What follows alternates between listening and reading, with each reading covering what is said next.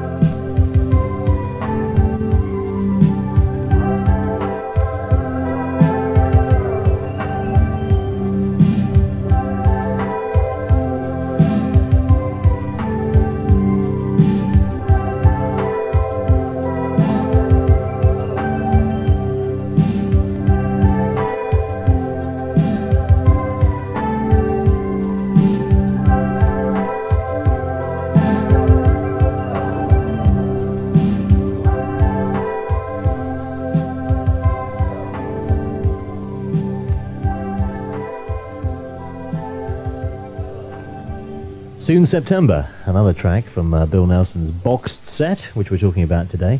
It's not long enough, actually. We're chatting away here at the studio and interrupted every time the record finishes. If these 4 albums weren't enough as well, though, as you say, you've got this other one coming out fairly soon. More mainstream. Couple of months. What's that going to be called? Do you know? It's called Getting the Holy Ghost Across. Another one. Very tongue-in-cheek, a lot of these. You mustn't take them too seriously. I do play games with them. And a series of Channel 4 programmes as well, I think, isn't it? Yes, I'm working on a script actually for that at the moment. That's hopefully going to go out this year, but may end up being next year. Some of it may be next year.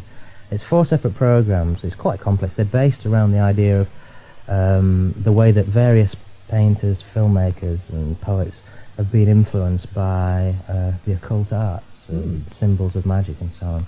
So it's using lots of magical symbols related to the work of painters set to instrumental music that I'm doing for the programme, with some dramatic rituals and things in there. And they'd go out on particular days of the year, like summer special solstice. days. Yeah, it's all timed in with occult seasons and things.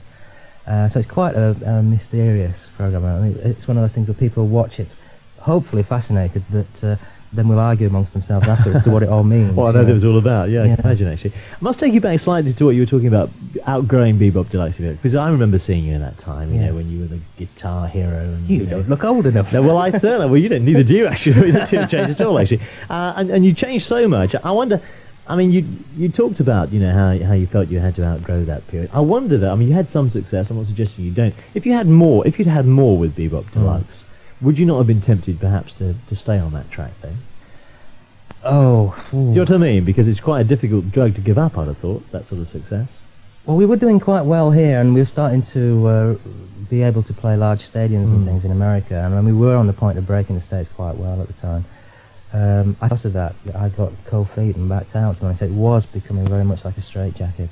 And the guys in the band, I mean, we were all good friends and everything, and there was no kind of real personal strife there at all. It was really just a decision that we'd maybe done it for a length of time, and we were getting the best of it, and maybe it would go downhill from there, you know. So I really, it was just a musical decision, it was a creative decision. Yeah. It doesn't sound as though you've had any regrets at all. Oh no, I've had hardships since financially. I'm bound to do if you take the kind of gambles that I've been doing with some of the things and running your own label and putting obscure little things out. But that's well balanced against the kind of the inner satisfaction that comes with being able to just do the things that come naturally instead of pretending, you know. Well, we'll actually be going back to somebody who I know you're very keen on, Man Jumping, who I think on your label. We're going to play one of those a little bit later on, actually. But one more track, though. Now, this is from Chamber of Dreams, and this is part of the Invisibility exhibition, wasn't it? I mean, we're going to play Listening to Lizards, just so you know what we're talking about. What was the idea here? Well, the Invisibility exhibition was sort of seen by very few people because we only toured a couple of times. That's invisible, yeah. It was virtually invisible, yeah. But we had a lot of people taking part on that. It was kind of a cabaret type show, I suppose, in a way. We had the Yorkshire Actors Company on doing a play called The Cabinet of Dr. Caligari, which I'd done a soundtrack for. We had the Frank Chickens before. Oh, we've had them on here, actually. They're great. More well known. They were quite obscurely known, and there's three of them at that time. And with my friend Richie Jobson doing some poetry, and a guy called David Claridge doing some mime, and it was just a kind of a bit of a mixed variety evening. We showed films as well and improvised.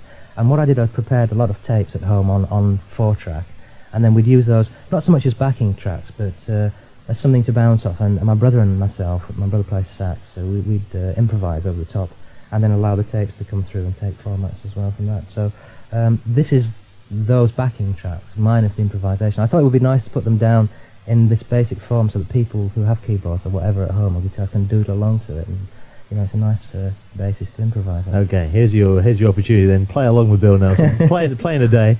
Thanks very much indeed, Bill. Nice to see you again. Let's listen to that track then. Listening to Lizards.